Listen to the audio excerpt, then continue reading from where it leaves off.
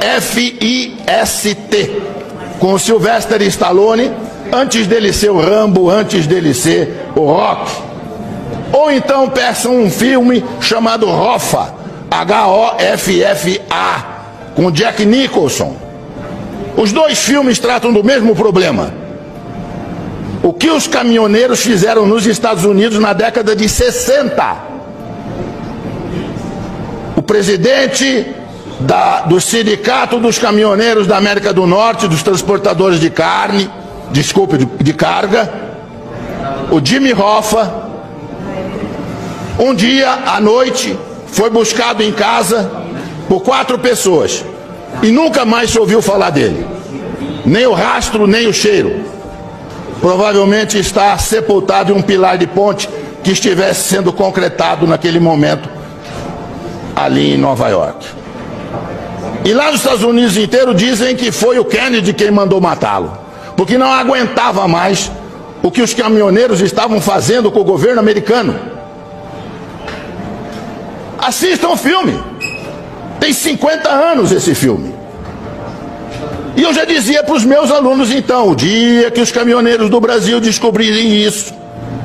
E os caminhoneiros do Brasil não tinham organização que os americanos tinham, porque isso foi possível graças ao rádio PX que eles tinham em cada caminhão. Cada caminhão tinha um rádio PX, num determinado momento houve um comando e eles simplesmente pararam os Estados Unidos. Nós não tínhamos rádio PX, mas de repente descobrimos que temos uma coisa que funciona quase tão bem ou melhor, chamado WhatsApp. Os senhores não fazem ideia do que o WhatsApp vai fazer daqui para frente. Se a sociedade brasileira descobrir que se ela se organizar, ela tem o mesmo poder, nós vamos ficar abismados com as coisas que vão acontecer nesse país.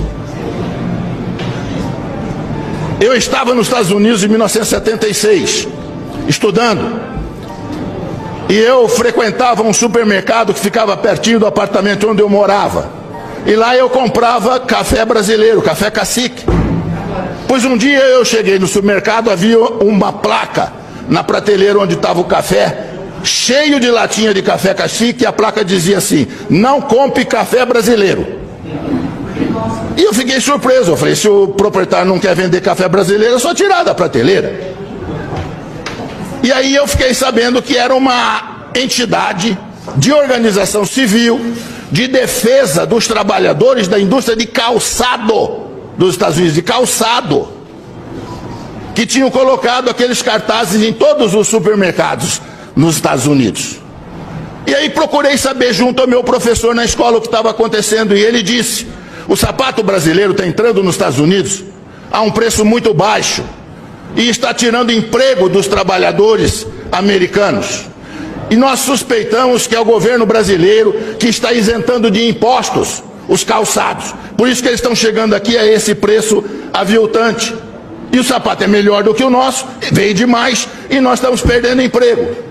Então o que nós vamos fazer? Boicotar os sapatos? Não, inteligentemente boicotar o principal produto de exportação do Brasil, que era o café.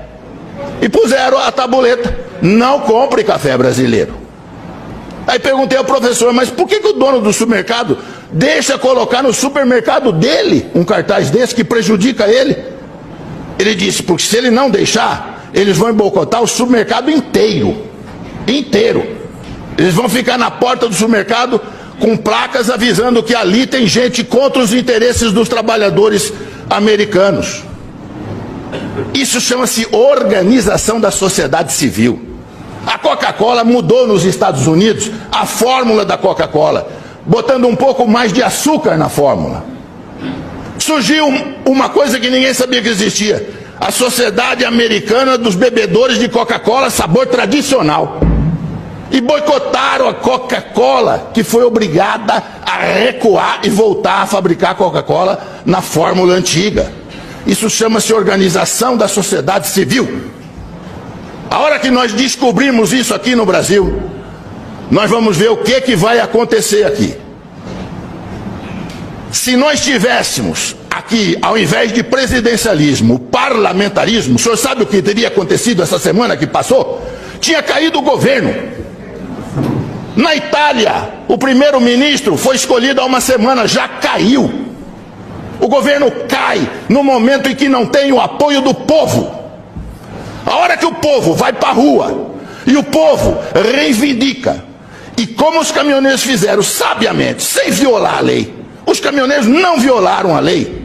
Eles têm todo o direito de não transitar. As estradas estavam abertas, eles estavam parando em áreas privadas, não interditaram coisa nenhuma. E mostraram o poder de obrigar o governo a ceder em tudo. Eu faço ideia se eles tivessem posto na lista de reivindicações, depois de diminuir o diesel, a renúncia do presidente. Quero ver o que o presidente ia falar para eles. Eu não renuncio, então não termino a greve. Verdade. Eu ia ver o que ia acontecer. Abram o olho. Governadores, prefeitos, abram o olho. O povo está descobrindo que ele tem poder. E a hora que ele exercer este poder, nós vamos ver muita mudança nesse país. Muito obrigado.